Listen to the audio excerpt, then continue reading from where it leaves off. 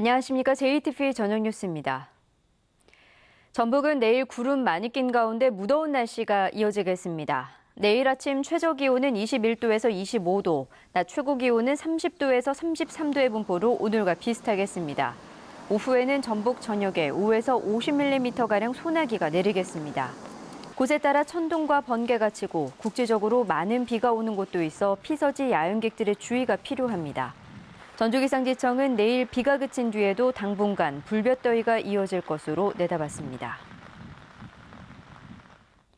군산 선유도 놀이시설 추돌 사고는 위탁업체의 무리한 운행이 원인인 것으로 드러났습니다.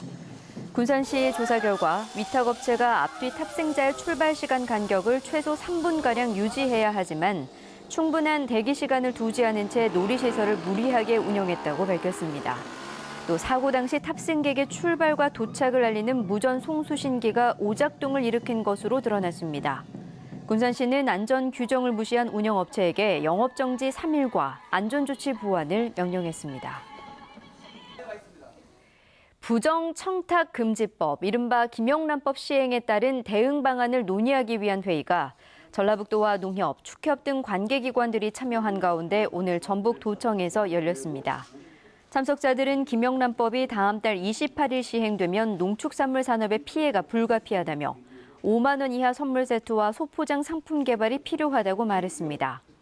한국농촌경제연구원은 김영란법이 시행되면 농축산물 선물 수요가 줄어 전북의 경우 농축산물 생산액이 최대 916억 원 줄 것으로 예상했습니다. 군산과 중국 스다우를 오가는 한중 카페리의 증편 운항이 어려울 것으로 보입니다. 전라북도는 해양수산부가 이달 말에 열리는 한중 해운회담 의제로 군산 스다우 증편 운항이 아닌 충남 대산항 한중 카페리 운항을 사실상 채택했다고 밝혔습니다. 전라북도는 한중 해운회담이 열리기까지 아직 시간이 남아있는 만큼 한중 카페리가 증편 운항될 수 있도록 전북 정치권을 통해 해양수산부를 계속 설득하기로 했습니다. 전라북도의회 교육위원회 소속 양용모, 이해숙 도의원이 오늘 성명서를 발표하고 교육부가 전북교육청에 보낸 사드 배치 홍보교육 공문을 비판했습니다. 두 의원은 교육부가 사드 홍보교육을 강요하는 것은 교사와 교육 주체의 자율성을 침해하는 것일 뿐만 아니라 사회적 갈등을 더 부추길 가능성이 크다며 사드 배치 홍보 활동을 즉시 중단해야 한다고 주장했습니다. 교육 공무원들에게 빈번한 부패 유형은 직위를 이용한 알선 청탁인 것으로 조사됐습니다. 전북교육청이 여론조사기관에 의뢰해 학부모와 건설업자 등 관련 대상자 1,490명에 대해 설문조사한 결과 빈번한 부패 유형으로 직위를 이용한 알선 청탁이 21%로 가장 많았고 금품 수수와 예산 유용 등이 뒤를 이었습니다. 전체 응답자 가운데 1.3%는 금품이나 접대 등을 제공한 경험이 있다고 밝혀 여전히 직무와 관련한 청탁이 근절되지 않고 있는 것으로 나타났습니다. 전라북도의회가 예산을 절감하는 의원에게 예산 성과금을 주는 방안을 검토했지만 정부가 제동을 걸고 나섰습니다. 행정자치부는 지자체 예산을 절감하는 것은 지방의원의 본연의 업무이기 때문에 지방의원과 단체장을 예산 성과금 지급 대상에서 제외하는 내용의 지자체 예산 성과금 운영규칙 개정안을 입법 예고했다고 밝혔습니다.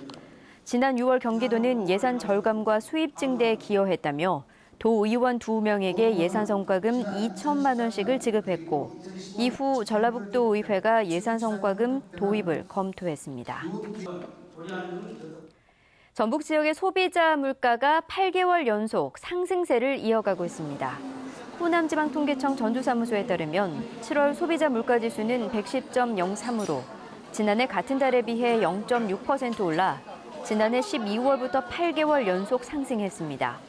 부문별로는 음식 숙박이 2.5%, 가정용품과 가사 서비스가 2.3%, 교육이 2.0% 상승해서 소비자 물가 상승을 이끌었으며 휘발유와 경유 등 교통 부문은 4.3% 하락한 것으로 조사됐습니다. 전북의 사회적 기업이 8년 만에 7배나 늘어난 것으로 나타났습니다. 전북연구원이 조사한 결과 전북의 사회적 기업은 지난 2008년 14개에서 올해 99개로 8년 만에 7배로 늘었고 전국에서는 서울과 경기, 경북에 이어 4번째로 많았습니다. 유형별로는 일자리 제공형이 73개로 가장 많았고 사회 서비스 제공형과 혼합형이 각각 8개, 지역사회 공헌형이 3개 등이었습니다. 사회적 기업은 영리기업과 비영리기업의 중간 형태로 사회적 목적을 우선 추구하면서 영업활동을 하는 기업입니다. 지난달 7일 해파리 주의경보가 발령된 전북 서해안에서 해파리 제거 작업이 이어지고 있습니다. 전라북도는 해파리 주의경보가 발령된 뒤 지금까지 어선 200여 척을 동원해 군산과 부안, 고창 앞바다에서 해파리 185톤을 제거했다고 밝혔습니다. 전라북도는 해파리 개체수가 줄고 있지만 일단 이달 중순까지 해파리 제거 작업을 계속한 뒤 추가 작업 여부를 결정하기로 했습니다. 전북 서해안에는 독성이 강한 노무라입계 해파리가 거의 나오지 않고 있지만 대신 보름달물 해파리가 대량으로 나타나 조업을 방해하고 있습니다. 피서객이 많이 찾는 만경강과 동진강 상류 그리고 호남 고속도로 주변에서 가축 분뇨, 무단 방류 등을 집중 단속합니다. 전라북도는 피서객들이 쾌적한 환경에서 지낼 수 있도록 이들 지역에서 가축 분뇨, 무단 방류와 야적, 악취 발생을 집중 단속하기로 했습니다. 전라북도는 올해 상반기 가축 분뇨 관련 시설을 점검해 16곳을 사법기관에 고발하고 17곳에 과태료를 부과했습니다.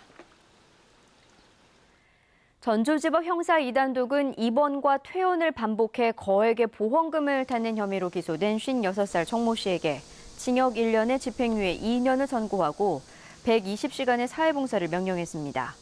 정 씨는 10여 개의 보장성 보험에 가입한 뒤 지난 2008년부터 6년간 허리 통증과 위궤양 등을 이유로 전주 시내병원에 입원해 264차례에 걸쳐 보험금 1억 5,600여만 원을 받은 혐의로 기소됐습니다. 네, 잠시 뒤 방송될 JTBC 8시 뉴스 예고입니다.